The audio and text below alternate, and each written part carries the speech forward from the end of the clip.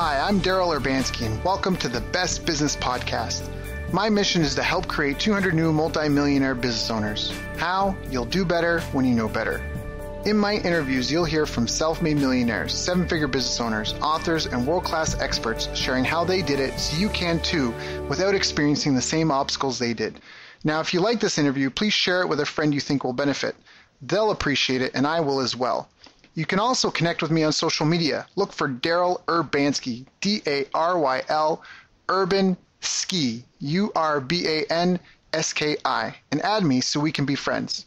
Now sit back, relax, and enjoy what I've prepared for you right here, right now. Hello everyone, thank you for joining us. My name's Daryl Urbanski, your host as always, and today we are joined by the one and only Brian Kurtz. Brian is here today because I've asked him to give us the insider secrets to being the world's greatest Little League umpire. I mean, obviously, as you'll find out, he's extremely passionate about his volunteer umpire obligations, but today he's here to talk with us about direct marketing, specifically lessons learned from mailing over 1.3 billion, that's with a B, pieces of direct mail and using it to generate tens and hundreds of millions of dollars. But before you try to pigeonhole him as a one-trick pony, Brian has proven himself as a master marketer in pretty much every single channel available. For example, on top of his direct mail experience, he was also responsible for buying more than $80 million worth of direct response TV spots over a 3-year period, which they used to sell more than 3 million books. He's been inducted into the Direct Marketing Association's Hall of Fame. He received its List Leader of the Year award, and the Direct Marketing Club of New York has also recognized his life work and accomplishments with their famous Silver Apple. And what I love most of all about all of this is how Brian is such a phenomenal human being who really deserves the recognition of what he's done. Words cannot describe the good in the world he has contributed towards, and he is so humble about it. He's almost too humble. I'm sure that'll come across. And his business career started as a list manager, and that's where he learned about audiences, demographics, and database marketing. Then on March 30th, 1981, he started Boardroom Inc., then known as Boardroom Reports Inc. And here he was able to work beside and learn from the great marketing masters and legends, Dick Benson, Gene Schwartz, and Marty Edelstein, to name a few, among tens of hundreds of others. And for those of you listening, if you don't recognize any of those names, please write them down and look them up. That was Dick Benson, Gene Schwartz, and Marty Edelstein. A lot of people on this call may not know or understand the accomplishments of these people, but a secret not too well known by others is how one of Brian's proudest moments was when Dick Benson said to him, "Brian, I didn't know you before today, but frankly, I'm impressed." And he said that because Dick was fond of saying no one spends enough time on lists, and starting in the list business is exactly what gave Brian a solid foundation and the knowledge needed for the different media channels which help Boardroom sell millions of newsletter subscriptions and consumer books. As you'd expect, Brian is one of the most well-connected executives in direct marketing, and also, as I mentioned earlier, he's extremely passionate about his Little League baseball umpiring. In his free time, he enjoys playing tennis, spending time with his wife and kids, is a loyal Rutgers alumni from his days in New Brunswick, New Jersey as a student. And one last accomplishment worth mentioning, but not money-related, was how in 2008, Brian was diagnosed with prostate cancer, and he beat it. And that alone is remarkable and speaks to his dedication to expert knowledge and studying things that actually work. Brian continues to devote his time as often as possible to speaking and teaching opportunities like this one. And because not only is he a fan of the history of direct marketing, he is a huge proponent of passing the torch and legacy on to future generations. Keep an eye out for his Titans of Direct Response event, training, and materials, which is how I met him myself. Brian, thank you so much for your time today. I appreciate it from the deepest parts of my heart. How you doing, my friend? I'm good. You know, Daryl, that was probably the most researched bio of anyone who's ever interviewed me, and that's saying a lot because I've been interviewed a lot. Yeah. And because you obviously, like, you not only looked at my bio, but you read my blogs and you looked at a lot of different stuff. And what I find amazing about you, and I only got to meet you for the first time last September, and it was someone was coming to the Titans of Direct Response event that I was hosting, and it was someone who you were coaching.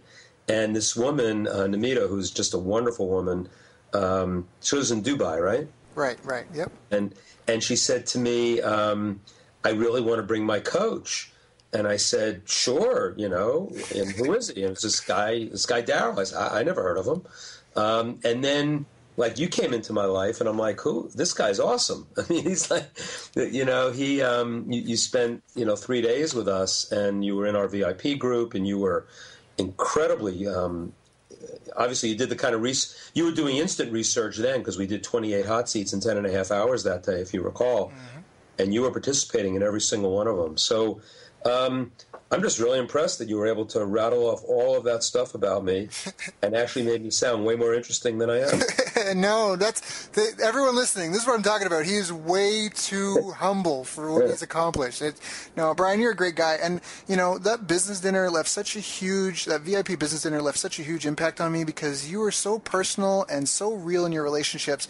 It just makes sense that you started with like list management and understanding groups of people because you are just so good at getting intimate with people. And, at the dinner, you went around and gave a personal introduction to everyone. And it's only fair that you get that in return because it makes people feel really special.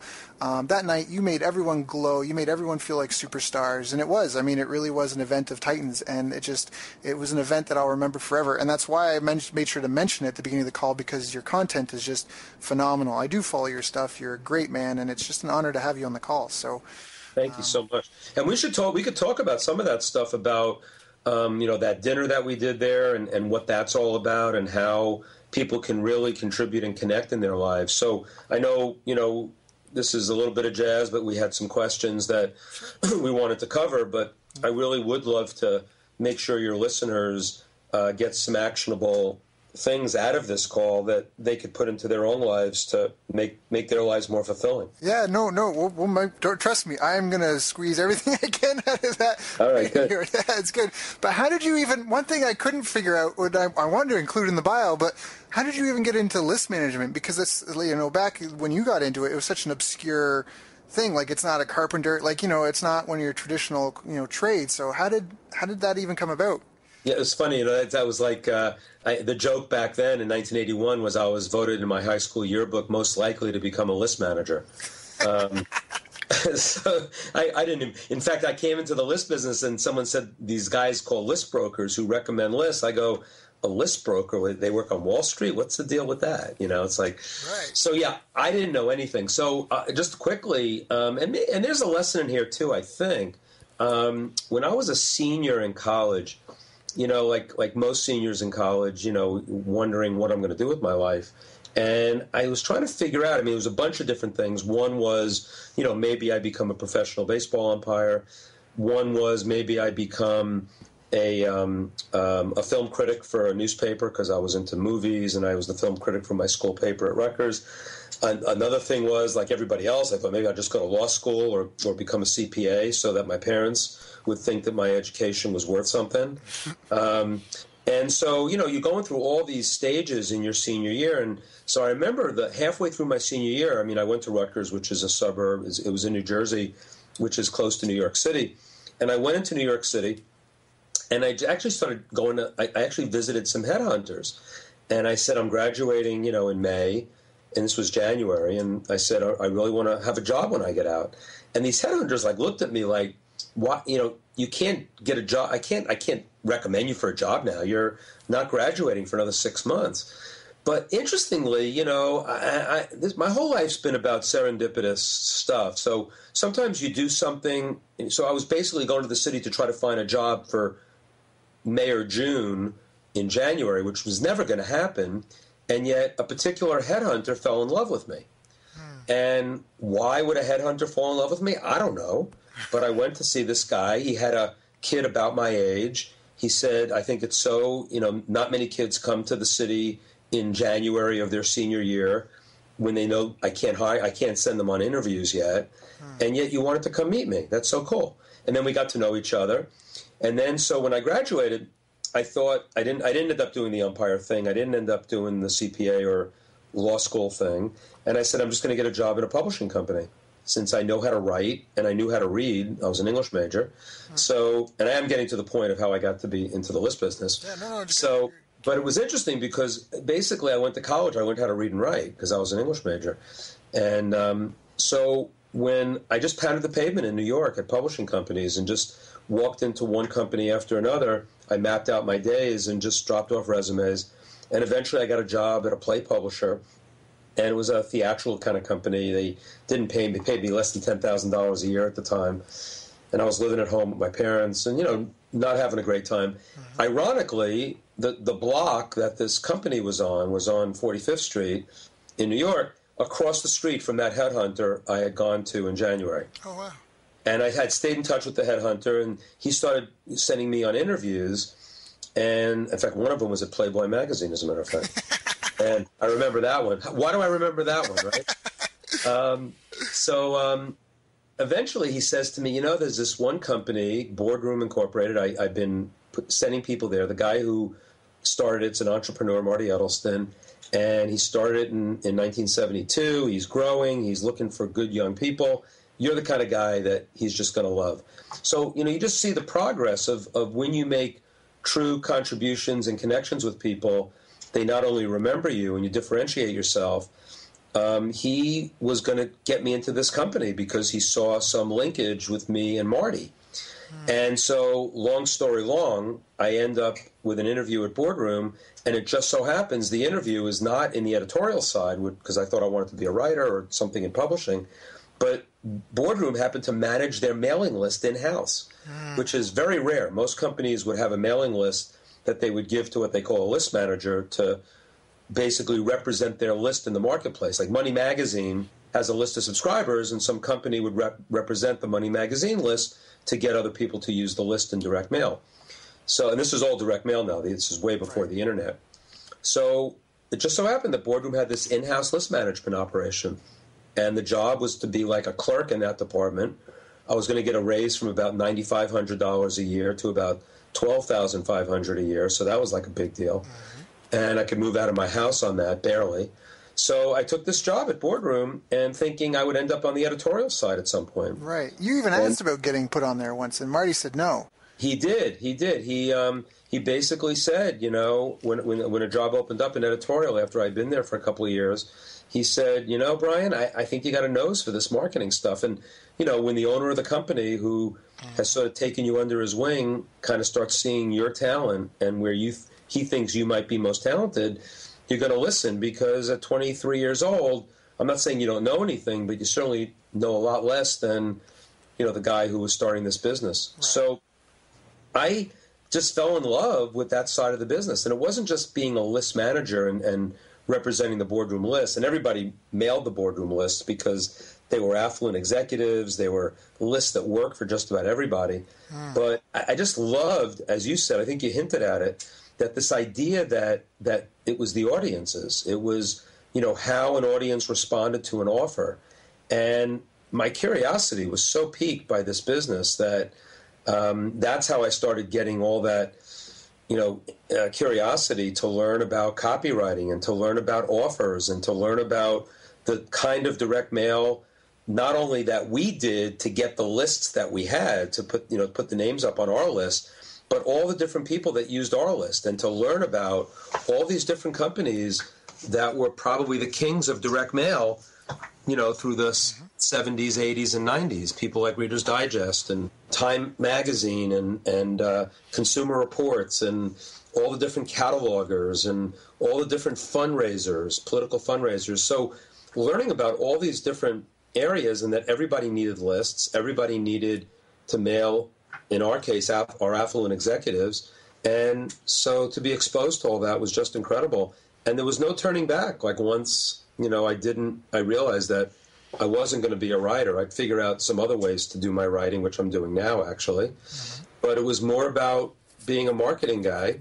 And coming from the list side of things, I think you really do learn what makes people tick. And then it went into copywriting from there. I never really became a copywriter per se, but I worked with probably the greatest copywriters who've ever lived. Yep. And what an experience that was. Oh, yeah. And they looked to me for my list knowledge, and it was just an amazing marriage of knowledge. So, what are some of the, because you're right, and it's like Gary Bencivenga, who's a phenomenal, legendary copywriter. And for anyone listening to the call, if you don't understand why copywriting is so important, it's the only way, now we have new technology, so you can do webinars and that, but for years it was writing the written word was the only way you could leverage salesmanship outside of having one person in a room, whether you're doing one-on-one sales or one-to-many. You can do the phone sales as well, but you can't really leverage that in the way that you can, written word. And so copy is so important, and your brochures, your website, communications after people buy. I mean, copywriting is just, it really is a massive leverage point in almost every business. And what Brian's... I'll give you a quote, Daryl. Gary Halbert had this great quote. He's also one of the greatest copywriters who ever lived. Used to say that every business problem can be solved with a great sales letter. Yep. And it's not just about, it was about direct mail and the written word, but even today, as you suggest, writing the webinar and writing the video sales letter and writing amazing email for marketing purposes. Copywriting moves the world. Even Greg Renker that you had at your Titans event. Greg Renker is one of the partners of Guthrie Renker, that the largest infomercial company in the States. They've got a couple of products that do 500 to 750 million a year. And he was saying every infomercial starts out as a script. Right? Mm-hmm. And that's he's a storyteller. It was so amazing when my first call with him talking about TV. And we started talking about one of the shows that was running for a cosmetic. It's with Cindy Crawford, and the famous model. And the way that commercial is written, that 28.5 commercial is written, if you read it on paper, you would say this is an ingenious script, and therefore it's a great piece of copywriting. Right. Yeah, so for the listeners, if you're not aware, that's part of what it is. And Brian, what are some of the things because as a list manager, you would see gaps in other people's skills as a list manager, where they're falling off. And I know you gave away, again, just another feather in the cap to how well you take care of people. But at the audience, all the women, you wanted to make sure that all the women were acknowledged and made to feel special because they are a bit of a minority in the industry. And you had a special gift for all the women who came to the event. And one of them was a book on list building. And and I remember you said that, some of it's, I don't want to say outdated. I remember you gave one to Namita, but you said there's a lot of the solid fundamentals are in this book, and it had helped you. And kind of what are some of those things that people, if they're listening and they're like, all right, I need to know my audience and list building. A lot of people say they know that, but I think there's a difference between quote unquote knowing and the real experience. And you obviously have that touch. So kind of, what is a list to you, or what is an audience, or I don't know if I can formulate the question properly, but I want to get at how do you look at a list differently than the average list broker who's just I mean, I think I look at it like some list brokers used to look at it, and the book you're referring to is by Rose Harper, who was sort of kind of a real matriarch in the list business. Who passed away, who I would have had speak at Titans had she been around. And the other book I gave away at Titans was Secret Successful Direct Mail by Dick Benson, who was also one of the greats in direct mail. And but Rose Harper was actually a list expert. And one of the basic things, and it's funny, as I'm doing consulting now, and I ask people whether they're doing online marketing or offline marketing, and I say, do you understand the concept of RFM? Right. 3 letters, RFM. Recency, frequency, monetary value. That's correct. And maybe a lot of your listeners know what that is, but, anytime you look at a list, you need to look at it in terms of recency, frequency, and monetary value. So recency, the concept being that someone who bought in the last 3 months is always worth more than someone who bought 6 months ago or a year ago, which is counterintuitive to someone who's new to the business, because they say, well, if they just bought, then they've used up all their money and they're not going to buy again. It's just the opposite. And I said that kind of tongue-in-cheek, but I want to get the point across that someone who buys will buy again, and making sure that you can select by recency is very, very important, but then frequency is important. So it's not just when they ordered, but how often they ordered. So the icing on the cake select on most lists was called multi-buyers. And there are people who bought more than one product. And so the idea of getting a multi-buyer who bought in the last 3 months their most recent product, now you got 2 things going for you on that selection. I'm being very basic here. Yeah, no, that's good, though. It's very But good. then the third thing, obviously, is monetary, how much they spend. And that was always an interesting one to me, because when you're in the information business as opposed to the catalog business, it may be actually less important than recency and frequency, whereas if you're in the catalog business, it may be more important. For example, someone who spends a lot of money on a particular type of product in a catalog is probably someone is going to be worth a lot more if you're also selling product. But if you're selling an information product like a book or a newsletter, what they spent might be far less important than the niche area that they're involved in and whether they're actually are more recent or frequent than they are the price of it. For example, if you had a financial product, the fact that someone spent $20 on a magazine subscription might be worth more than someone who might have spent more money on something that was more distant in a different subject area. Right. So, but putting those three things together, and then it gets way more sophisticated than that when you start selecting from these huge databases of names, where the computer and statistical programs actually do the selection for you. They actually, can rank names on a database based on recency, based on frequency, based on monetary value, and based on other data like demographics and psychographics. So, the lesson for the callers here, because I'm sure that, a lot of people on this call might have very small lists, or they might have mid-sized lists. And the thing I always like to say is that, the list of 900 or 9,000 needs to be looked at the same as a list of 9 million, in that you want to have different messaging to different segments of your list. And that's where the copywriting and the list both get married together. And I'm finding that the more I've been doing consulting with people in the online world, the more this aspect, this idea is coming up as something that's really, really important to figure out how to look at audiences in different ways with different messaging. Right. So you can see that the list is also related to the copy and to the offer that you make. Right. So you have a different offer for someone who hasn't bought in 6 months versus someone who's bought in the last 30 days? Absolutely. There's another rule of thumb in the list business that your ex-buyers or your previous customers is always going to be your best list.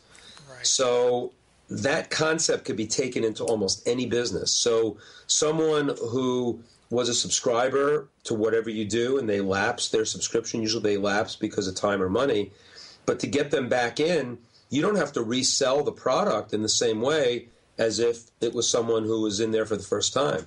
Right. So when we sell to our ex-buyers, there's much more of we want you back and you're already part of my family, as opposed to I'm trying to, get you into my family for the first time. Right. So if this were to be like, say, instead of trying to sell product, I'm just trying to get someone to go with me to the movies. The concept is the same, that if I wanted to get people to go with me, if I called up a buddy who went with me to the movies last week, it'd be more likely he would be able to come with me versus someone that went with me to the movies a year ago. Yeah, absolutely. And selling them on it, assuming you had a good time, and you got to find out what the objections were, like any good salesperson, right? Mm-hmm. So the objection of why they no longer want to come or to the movies, or why they no longer want to subscribe to your newsletter, or why they no longer own your product or are active in your product or what you do, now becomes the way that you have to resell them, because you have to sell them based on those objections. Whereas the new person, you're going to learn a lot from new prospecting as to what you think are the biggest benefits are of your product to bring someone into the fold for the first time. Right. And so, and that's why testing is so important. I mean, there's no one answer to any of these things, and it's why you test different copy approaches to different audiences, and it's why you test all the different segments of your list differently. That's so powerful. I already know, and it was such an aha moment for me when I was in Boardroom's office, and I remember asking that. I was talking to some of the people, and they were just saying, of all the data points that you track, RFM is the most valuable. And you guys have millions of customers, and that just blew my mind, because it's almost like you said, like you have to treat a list of 900 the same as you would a list of 900,000. And that's just really, really, really awe-inspiring to me. Now, what were kind of some of the major challenges, I guess, that you had in your career with Boardroom? I mean, now you're launching your own thing, you're stepping out in the foray, and people are kind of fighting over you. We were kind of laughing about that before. Now that you've got more free time, were there any kind of growing pains or big challenges in that? I mean, in your evolution as a marketer yourself, and in learning the business, and in learning direct mail, and then learning how to apply it to the other channels, what were kind of some of your biggest challenges in that? Yeah, I think I always think in terms of either, I don't know if it's light bulbs or turning points, but, and usually they, and I did a presentation recently, which I'm going to expand on some more, but the idea that those turning point or light bulbs, I started trying to pinpoint them. And, one of them, as I recall, was the idea that I always wanted to, you mentioned it before in my bio, that I always wanted to sell our products on TV. I always felt that it was such a big medium that we were not tapped into. And early in my career, I couldn't figure out a way to get into TV because back in the early to mid-1980s, most TV was 1 minute and 2 minute commercials. And to sell a product like ours, which was not that well known, whether it was our books or our newsletters, it wasn't like selling, something that was a well-known brand. And the publications that could sell on TV, like Sports Illustrated and Time Magazine, had an easier time of it because people knew what it was, and you can do it in 1 or 2 minutes. And so when the infomercial came about, the 28.5-minute show in the late 1980s that became available, I swore to myself that I was going to figure out a way to get into that business. So in that respect, it was a huge challenge from the mid to late 1980s when infomercials came on the scene, and actually having our first successful infomercial, which didn't happen until, believe it or not, 2005. Wow. And I just didn't figure it out until then. I tried so many different ways. So I didn't spend a lot of money chasing it. I just spent a lot of anxiety chasing it, figuring out how to do it. And it's a longer story, which I don't want to go into, and I tell it. I've told it in other interviews, and I think I even told it in one of my blogs. I said how Insomnia led to a $200 million franchise. But, you got to have that moment, that kind of triggers it. But you also have to have that dream. And so I think that whenever I was challenged with something, I want to be on TV was the challenge. I just kept thinking about it and writing to myself about it, and until eventually, it doesn't come to you by magic, but it comes to you by all the different other work you do. And I believe in serendipitous things like that. Now, you said you were writing to yourself. Is that a habit that you've developed over time? Yeah, I didn't do it as much early in my career, and I probably would have been better off. But, journaling, I think, is so important.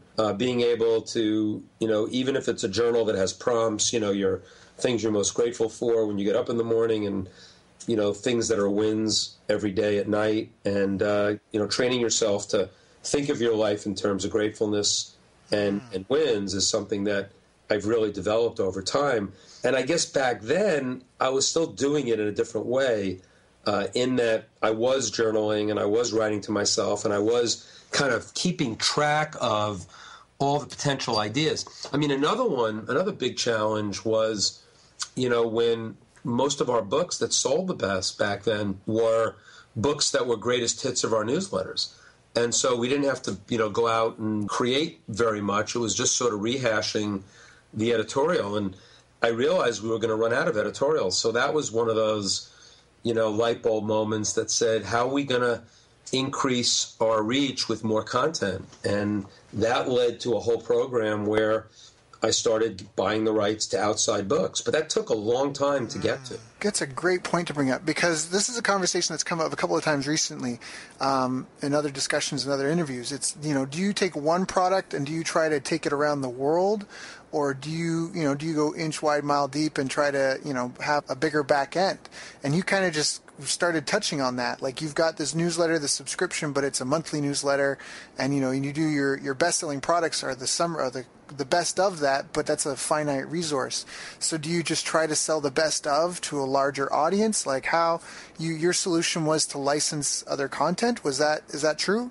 Yeah, so it was, the answer is both. I mean, we were able to go pretty deep with the content that we already had, but to bring in new people into the fold with a new product and to get into different niches, it was going to be impossible to do that without looking beyond our four walls.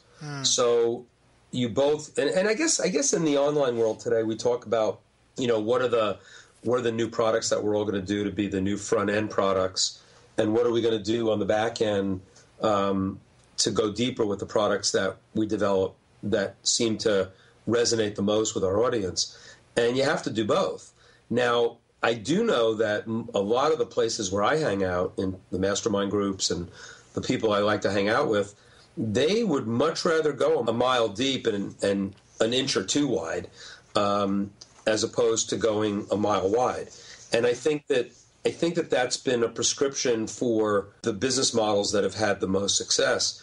And every time I think about going too wide in whatever I do, or when I'm consulting to someone who is not niching down enough, I kind of remember some of the challenges that we had at Boardroom where we were not niching down enough and we weren't too wide. And I think if we had some great successes with going wide. I mean, bottom line personal, at one point, it was always close to 500,000 subscribers, which is a really big subscription list at, $39 subscription. But, there are a lot of people who we were competing with that were very happy with 100,000 subscribers at, hundreds of dollars, which was a whole different model in the newsletter business. So I think that going forward, I think being in niche. So again, to go back to your question, one of the big challenges that I always faced was, our products were a mile wide and an inch deep. How did we figure out ways to go a mile deep? And it was a big challenge, and we didn't always meet it, and we had a lot of failures doing that. But that's how you get to your successes.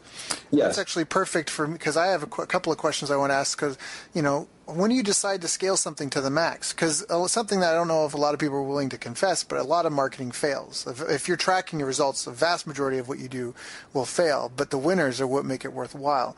And when do you decide to scale something to the max? Well, direct marketing is beautiful that way, because the mass desire, and what Gene Schwartz talks about in the great book Breakthrough Advertising, I think the audience tells you when you're going to scale.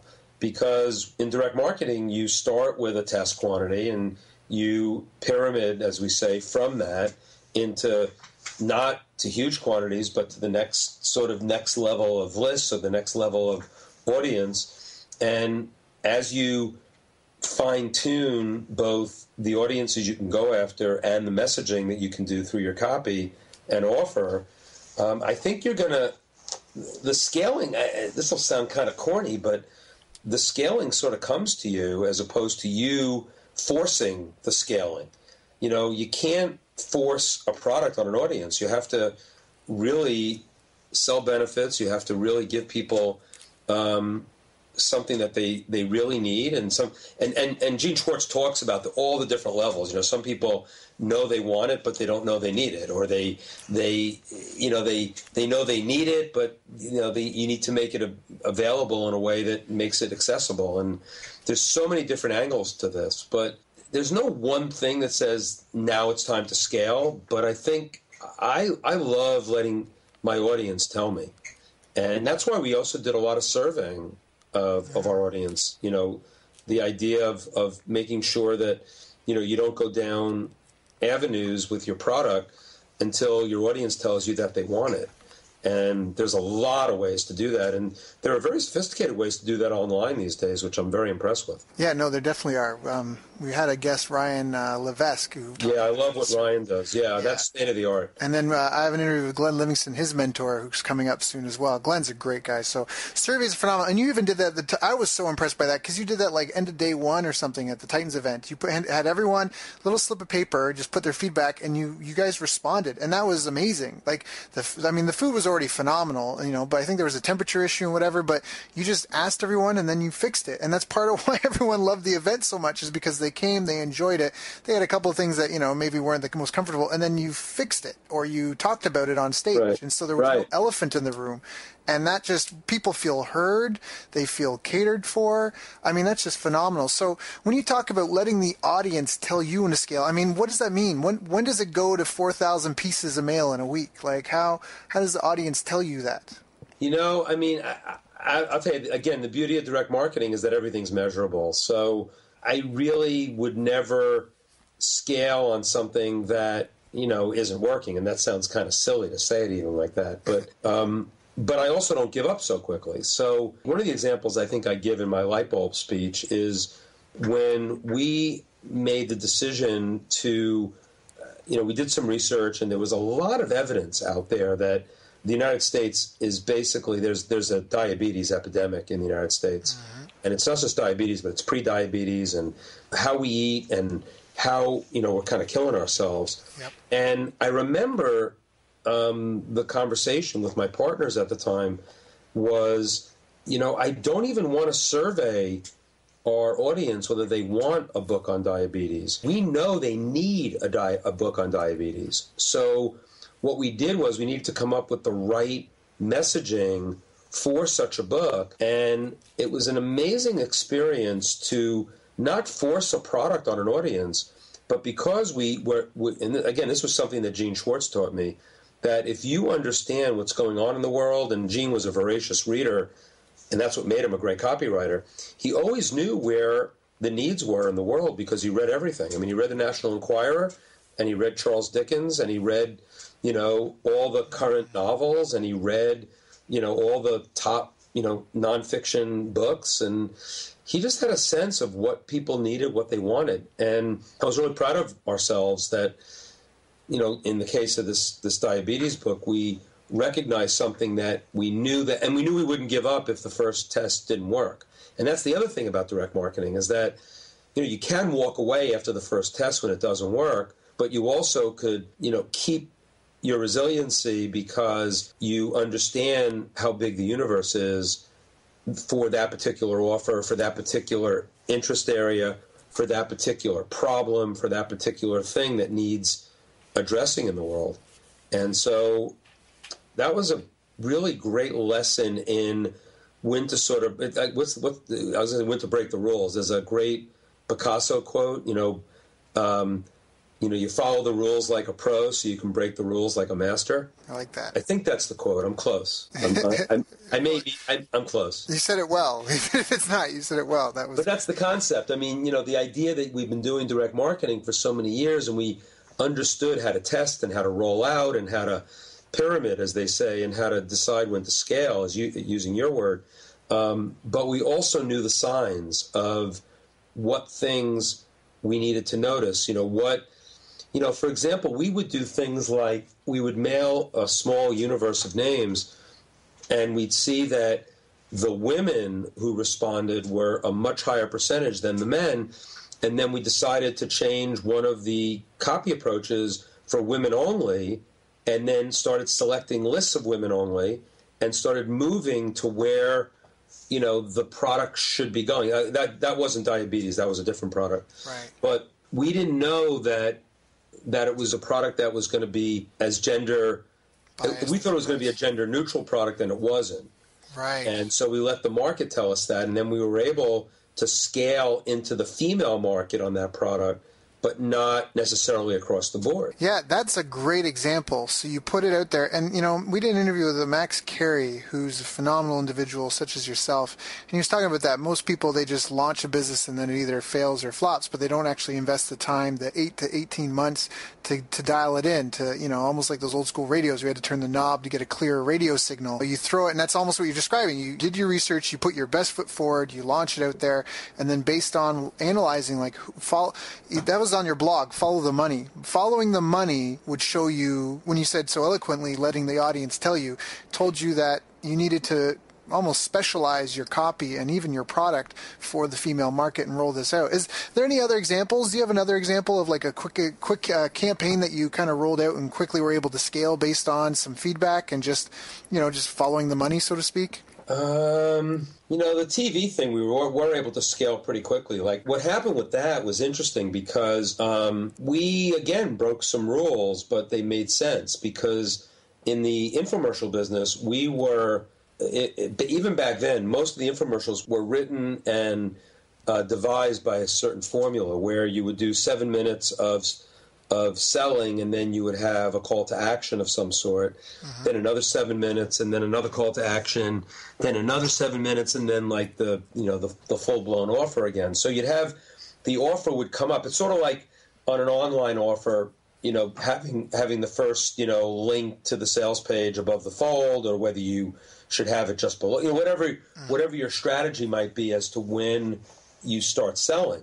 And in this particular case, we had to build something because it was a book and it was a series of premiums, smaller books, And we also wanted to build the case because no one knew our brand and didn't understand that we had all these doctors who were being quoted in the book. So what we did was we kind of broke a big rule and said, we are going to go 25 minutes out of 28 and a half and not offer the call to action for the first time until we were maybe 24, 25 minutes in, because we really wanted to build the case for both the offer and, the sales message and the content. And it was kind of a breakthrough format.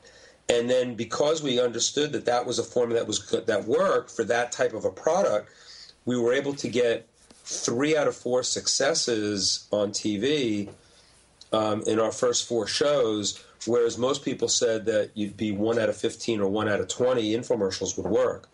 So I think, so that was one where the audience was going to, we had an inkling about it. And we were ready. We were kind of ready to go to a more formulaic approach if we had to, because we weren't going to give up. We thought we had a good product. We thought we wanted to do an infomercial. So we might have done something with an earlier call to action if that didn't work. That was a really interesting, and the audience really did tell us that there was an incredible appetite for building and building to the crescendo, as opposed to, 3 crescendos, so to speak, if there is such a thing, because I don't know if you can have more than but I think that, that's one that comes to mind right away. I think that, seeing different, copy approaches where I remember there was some covers of some outer envelopes where we kind of focused in on more specificity, where it was, the 10-cent cholesterol cure or the lunchtime facelift or whatever.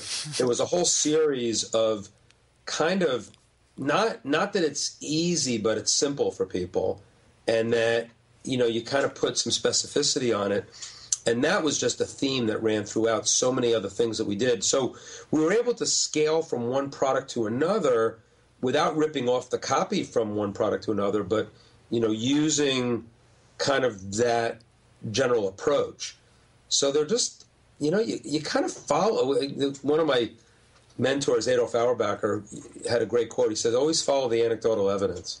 And I kind of still live by that. There's so much evidence out there, and you just have to listen for the clues. Following the anecdotal evidence is such a cool thing, because you're kind of watching someone else maybe not perfect the model, but do something within a model. And frankly, some people are like, I thought we were inventing something with the infomercials we did. I thought we were inventing something with some of the direct mail we've done over the years.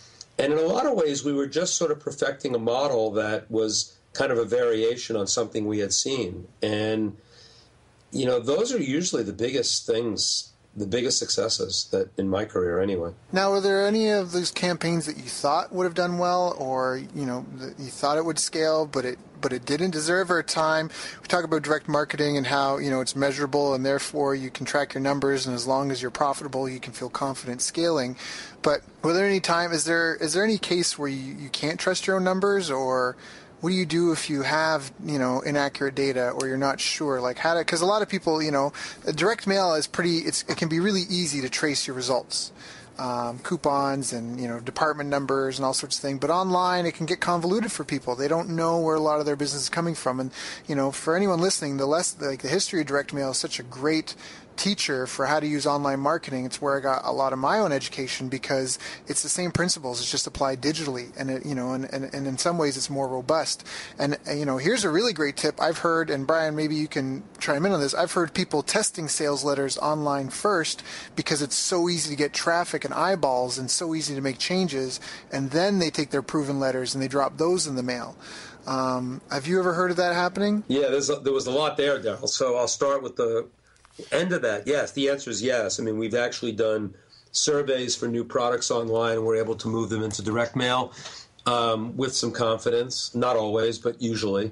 I think testing copy online, that can eventually be used in print, in direct mail, in TV is also doable, because online is a lot cheaper. So, the thing is, human beings are human beings. And so, what makes people move and what makes people vibrate is, is somewhat universal. I mean, that's why Breakthrough Advertising is still an amazing book, even though it was written in 1966, because human nature hasn't changed. Yep. And it was the same way before 1966 as well. So that the online to offline testing methodology, very, very useful, very, very important, and it is doable. But your whole thing about all your questions about measurability, very, very important. I don't think there's any excuse for anybody, no matter what your medium, to not track your results. Now, you are right that not knowing where the orders are coming from. This was a discussion that we had at Titans with Greg Renker about what they call attribution. Right. And they're running an infomercial and they don't get a lot of orders, but then all of a sudden more people come to the kiosks for Proactive, which is the product that was being sold on the infomercial. And how would you track that traffic to an infomercial? And so they're trying to devise all sorts of sophisticated ways to kind of figure out where people are coming from and whether the media that you're buying is paying for itself.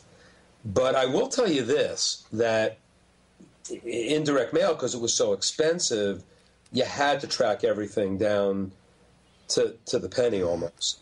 Whereas in online, you can get away with a lot more mistakes because how cheap the media is for the most part. But that doesn't mean that you shouldn't be a slave to your numbers. Dick Benson had a great quote, you have to believe your numbers, it's all you got. But then make sure, and I've blogged about this quite a bit, make sure that the numbers you have are statistically significant.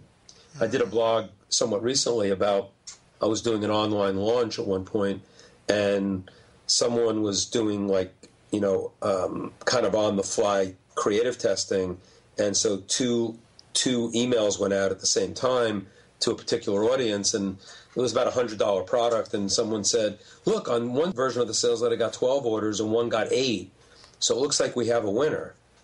And I looked at him and I said, are you kidding me?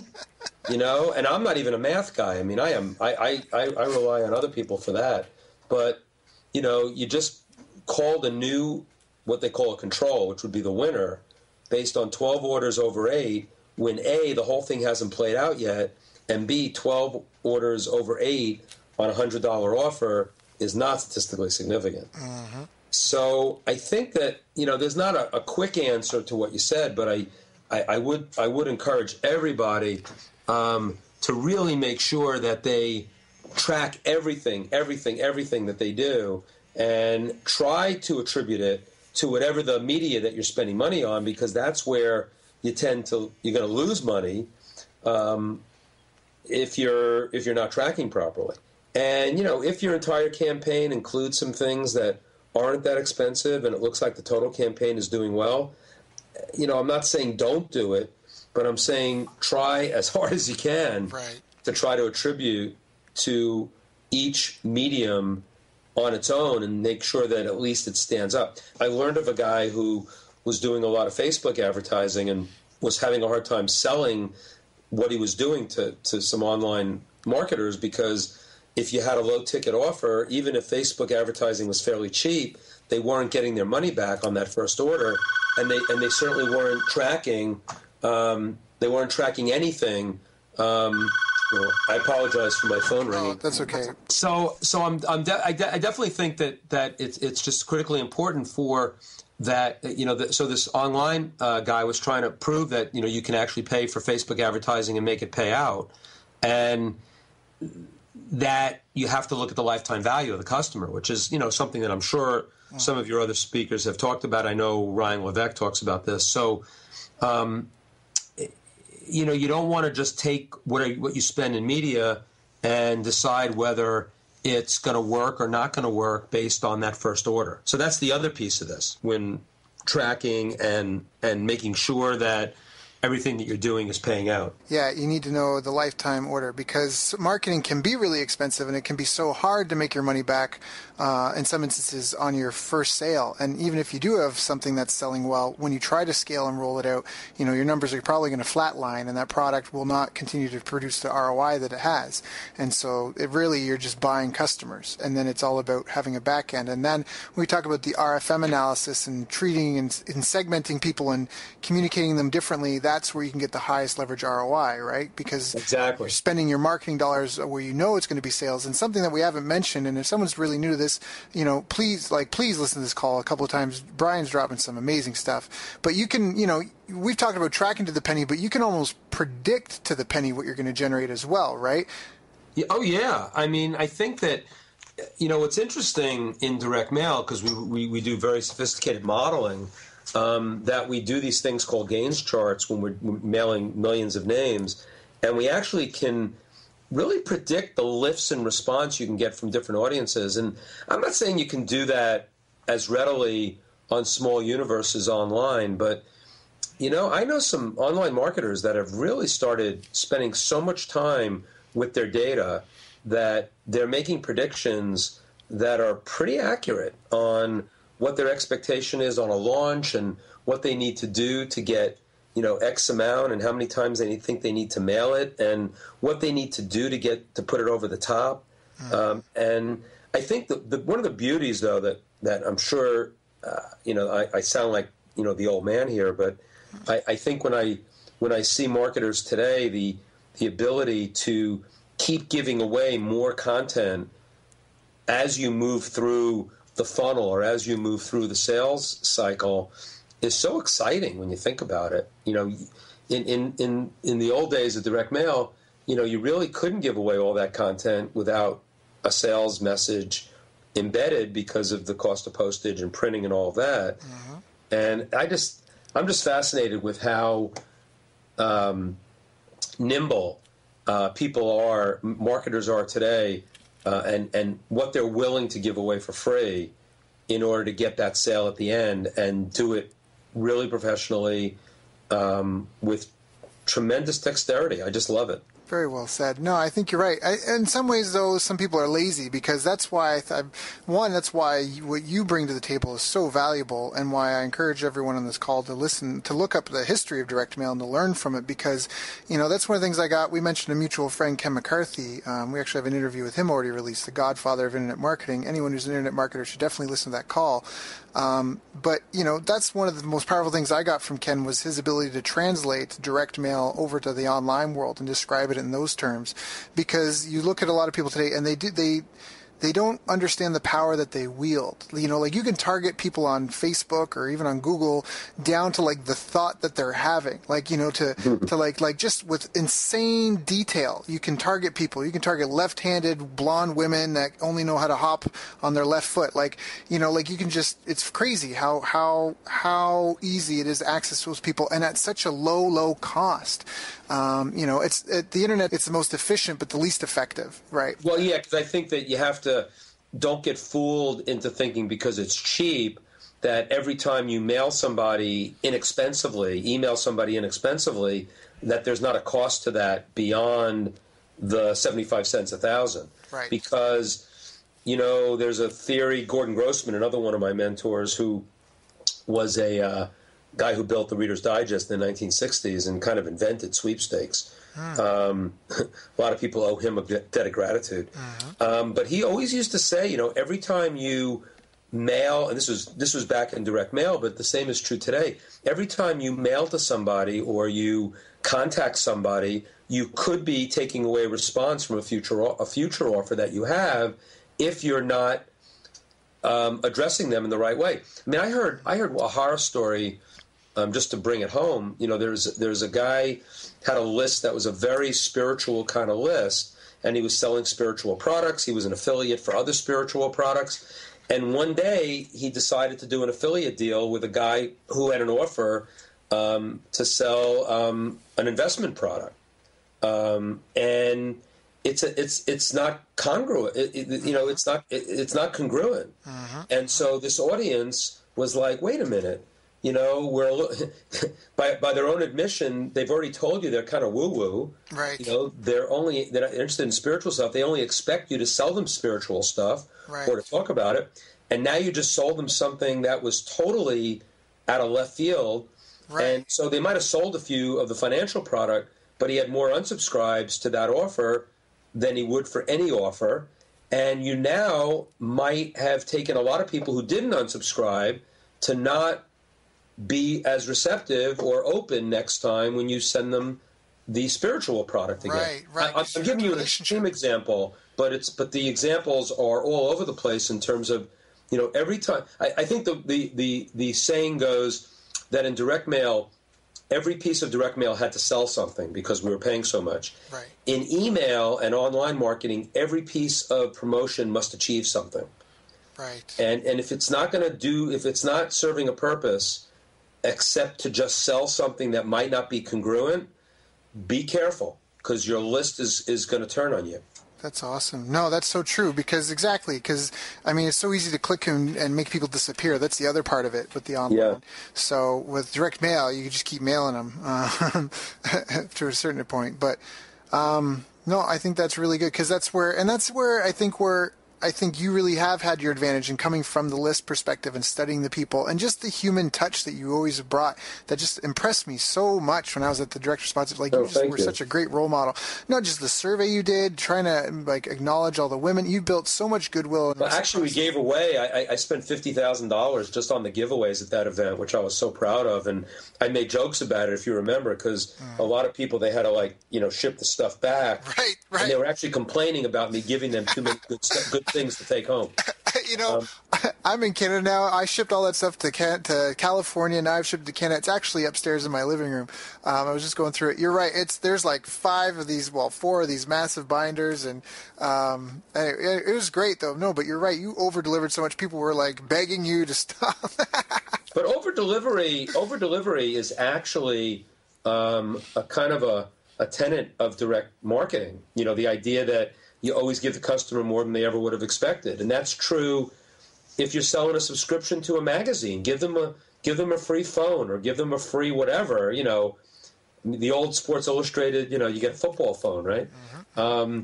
But everything, how many premiums, how many bonuses am I going to give you when you buy the initial product when you're doing anything? So, over delivery will never go out of style. Mm-hmm. No matter what you do, whether it's online, offline, whether you're a solo entrepreneur or whether you're in a big corporate environment, that's something that is such a great marketing lesson that, in terms of over-delivering. Yeah, I agree. You definitely set a great example. I want to be respectful of your times, but there are 2 things I wanted to ask you. One is just I wanted to ask you about the habits that you that the most successful marketers and business people of have had. I read an interesting article earlier today actually about how average people, successful people, they only sleep an average of 6 hours a night and stuff like that. What would you say are the habits if someone was to try to change their behavior, or they wanted to try to emulate success as close as possible? Is there anything that you learned over the years that you feel you already mentioned journaling, we talked about testing, over delivering, segmenting your list. Is there any other ones that come to mind as far as a habit that you should have as a business owner or as a marketer to be successful? I think that a lot of people are trying to teach me how to respect my own time. And it's funny. I mean, you just said it, and I could sit on the phone with you for hours. You're such a good guy, and I know that you'll keep asking good questions. But I mean, when you're this idea that overload doesn't serve anyone, and being in overload and trying to serve somebody is kind of a disservice to them. And so, there are people that take their whole day, and basically their whole day is in 5-minute segments, and I'll give you 4 segments, which means you get 20 minutes. And I don't think you have to be as religious as that to it, but I think that really, prioritizing, figuring out what's the most important thing to do today. I don't do it every day, and that's when I get lost, putting the 5 things that I want to accomplish today at the beginning of the day. Usually I separate my business and personal. So, one thing, I'll have my list of my top business things I want to get done today, my top personal things I want to get done today. Everybody has their own methodology for that, but I think that really respecting your own time and giving yourself kind of permission to be a little ruthless with your time, and I'm going to have to learn how to do that better. So that's probably the one that popped into my head first and foremost. I think also just the whole concept, and I mentioned it before, of gratefulness, that I think that, grateful for every day you're above ground, and grateful for, the people in your life. And, as you get sort of stressed out, and as you start not being, being agitated or not being pleasant to people, I think the world will end up turning on you. I don't want to be too woo-woo about this, but I think karma's a bitch. And so I think that if you put out, and I learned this in a bunch of different lessons over the last bunch of years, that, when you're not for the success of others, if you're not for the success of others, you are absolutely going to get ill.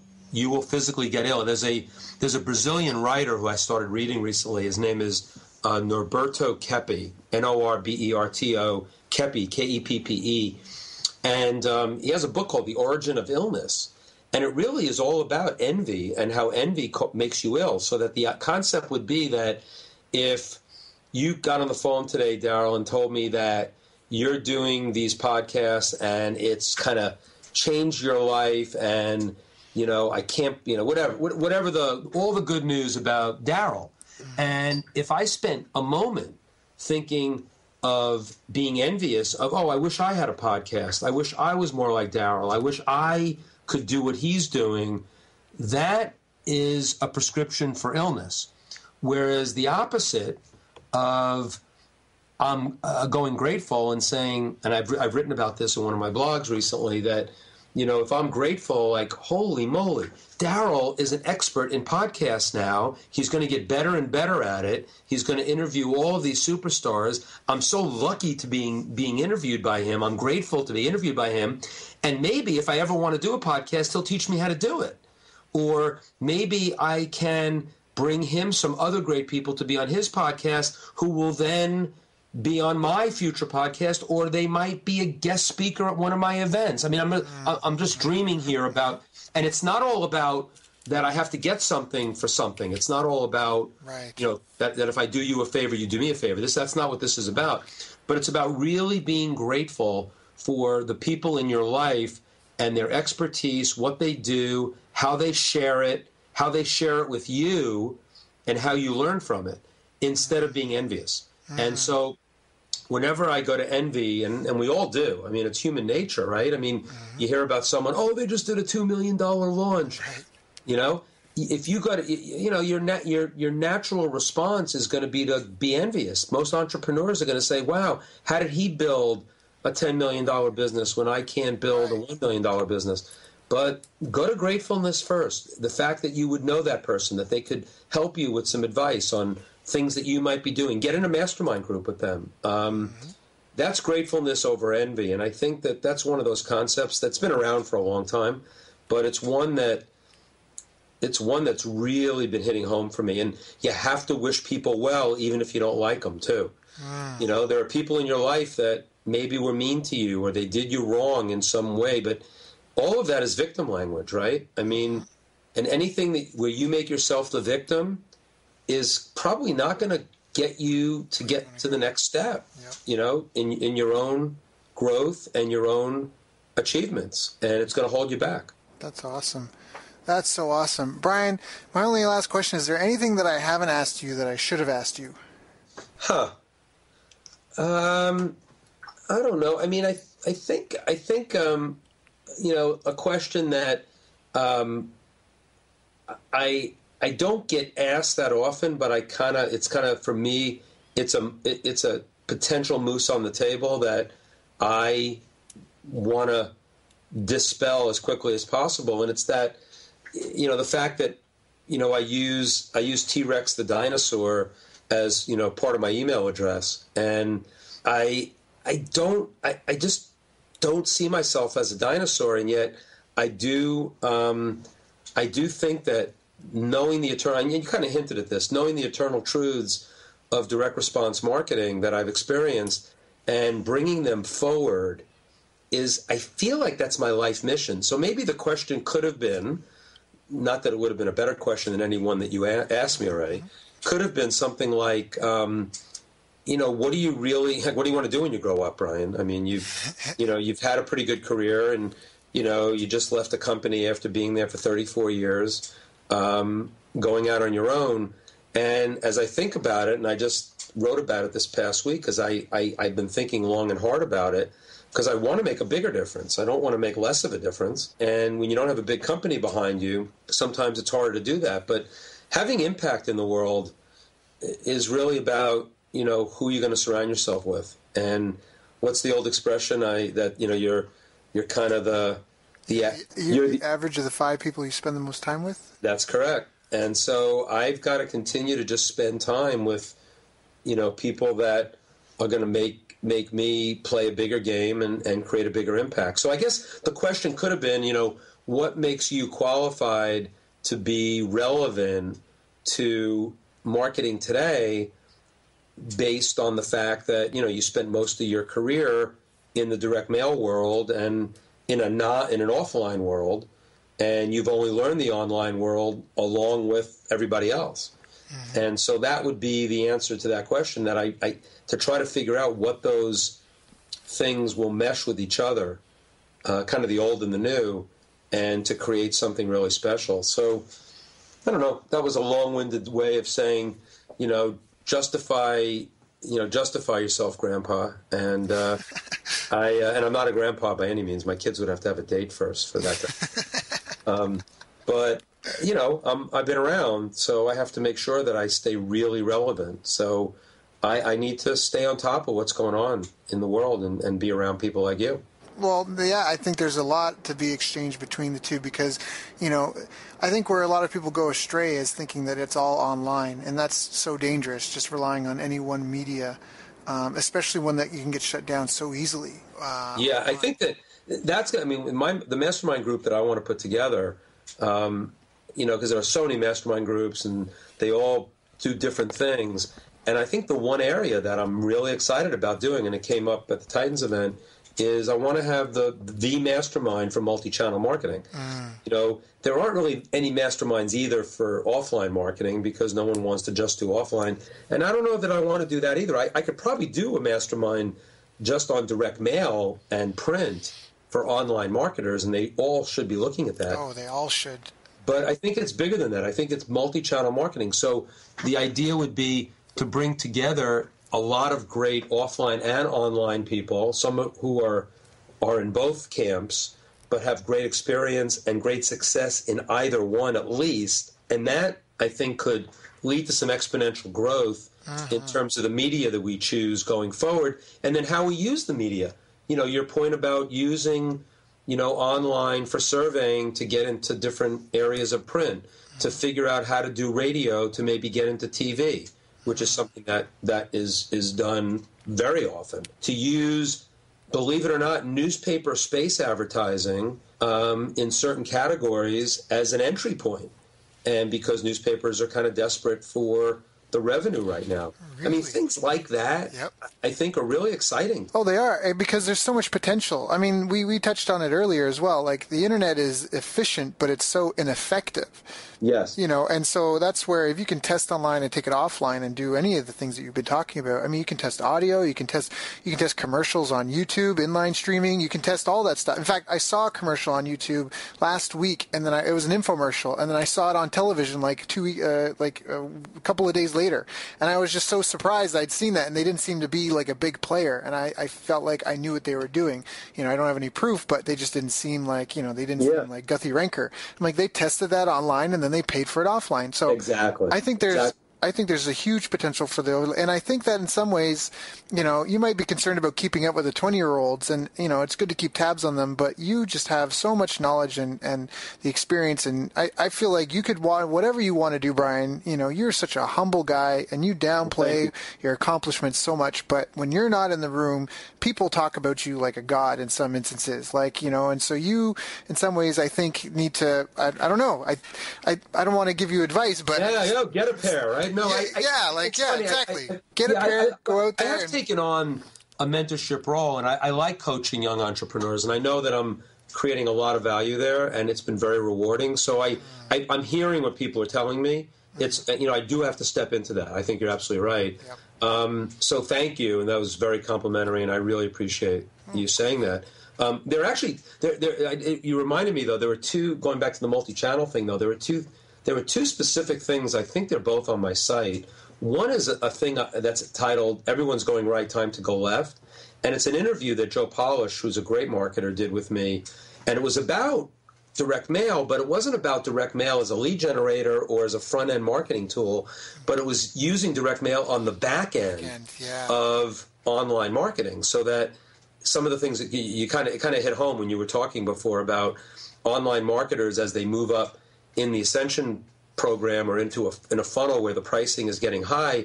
There is still a lot of room for physical product and offline marketing, and that's what we kind of talked about in that interview. And then I think there was another article there, or at least I know it's on Copyblogger, and it's on my blog, and it was something like... your blog, briankurtz.com. We said that your website so many times. I just want to make sure... No, it's briankurtz.me, not .com. Briankurtz. Yeah. Kurtz. Brian, Kurtz. BrianKurtz.me, correct? Yes, and that has all my, has some articles. It has, an opt-in, free interview. It's all free. And the other one, there was an article I wrote. It was like how paying postage made me a better direct marketer. Uh-huh. And it's not like, I made the joke that, just because I paid postage doesn't make me some martyr. But, when you're paying for postage and printing and all of that, what went into the sales message and what went into what we had to do before sending something in the mail, that same discipline can still be true online. What you said before about, why be flippant with your messaging online just because it's cheap? Yep. So I'm a real believer in those kinds of messages. And when I've consulted with some people, we've spent a lot of time on email and online messaging that is much more powerful than what they're doing, even though what they're doing is working. It may be working, but it's I think you used the word lazy. Mm-hmm. It's lazy, and therefore it could be turning more people off than you want. Yeah. And I say to people all the time, if you can get your open rate, if your open rate's 18% and it can get to 28%, and then in a weekly situation where you're delivering content, when you're ready to sell something and they're opening at that, moving that open rate by some small percentage could be game-changing for so many businesses, especially if they have high-ticket products. So, I think, coming full circle, we started in lists and then we went a little bit into creative. Ignore list selection and segmentation and creative that goes with it at your own risk, even if it's cheap to send email. And if that would be a big message I would want to, leave everybody with. And it's probably the thing that I'm spending the most time on working with when I have consulting clients. Brian, thank you so much for your time today. Thank you so much for all this wisdom. I've almost gone through an entire notepad of Post-it notes. Oh, thank you. Please keep me in tune. Everyone that is listening to this call needs to go and get on your list because you just have phenomenal stuff. You're just of such impeccable character. And when you do want to launch that mastermind, I strongly encourage you to send me your sales letter. And again, everyone listening to this call would be well advised to get that letter as well. So once again, the website is briankurtz.me, BrianKurtz.me. Is there any other way for people to get in touch with you, Brian? I'll give an email. I don't check it all the time, but it's the one that's attached to my LinkedIn account. And if, people had a question, I do get to it. So, and I do try to respond to all my email. And I use, going back to the dinosaur, it's T-Rex Cowboy, T-R-E-X Cowboy. So I'm T-Rex the dinosaur and the internet cowboys, right? And T-Rex Cowboy, the number 1 at gmail.com, T-Rex Cowboy 1 at gmail.com. So, if people want to throw me a question or something, and I will see it, and I'm open to hearing from your listeners, because if they're listening to you, I know that they're probably people that I'd want to be involved with. Oh, yeah, and they're definitely people that could learn so much from you. Your event was definitely one that left a huge impression on me. One, as a role model for how to host an event, how to take care of people, as well as just the caliber of people you were able to get there in the room and the speakers that were there. It was phenomenal, Brian. It was such a great way to meet you and just how you conduct yourself. And anyway, you're definitely someone that I hope to have a long-standing relationship with. And same here. Yeah, so thank you. In fact, you're the one that inspired me. Because you were coaching some young entrepreneurs, and you were one of the. I think I told you this in an email that you were one of the influences in that. Because I'm not going to make a lot of money doing that. I mean, because most of the young entrepreneurs don't have a lot of money, but it's really. I know that I could provide so much value because that's where my experience, I think, can help when they're just asking me business questions and about trying to make decisions. And I just wanted you to know that you inspired me in that area because I know you do some of that. So thank you. Thank you, Brian. Thank you. Yeah, I'm grateful for this call today, for sure. I've been looking forward to it for a long time, and it was just as good as I had hoped. So. Oh, thanks, Daryl. You've reached the end of our interview. Now, first, let me thank you for listening. I appreciate and respect you more than you'll ever know. And now I'd like to ask you a couple of questions. First, what 3 lessons did you just learn? What 3 aha moments just jumped out at you? Second, what can you implement for yourself and your business in the next 24 hours? Third, what can you give to someone else to help you with, or give to them to just do it for you? Whatever it is, remember, taking action is the secret sauce to results. Now, if you think this interview would be helpful for a friend, please give them a link to it. It'll help them and it'll help me too. I'd also like to invite you to help me find out more about the challenges you're facing, your dreams, your goals, and how I can help you overcome what's holding you back. We both do better when we know better, and your success is my success. So please reach out and interact. You can visit our website, bestbusinesscoach.ca for Canada or California, where I'm from and where I'm living. You're welcome to also try out one of our paid programs. You can find us on YouTube, Facebook, and pretty much every other social media channel you can think of. You should also subscribe to the podcast, and if you're enjoying them, please leave us a nice review. It really helps. That's all for now. Once again, thank you. Take care of yourself, and remember, the world needs the best business you can build. And I believe in you.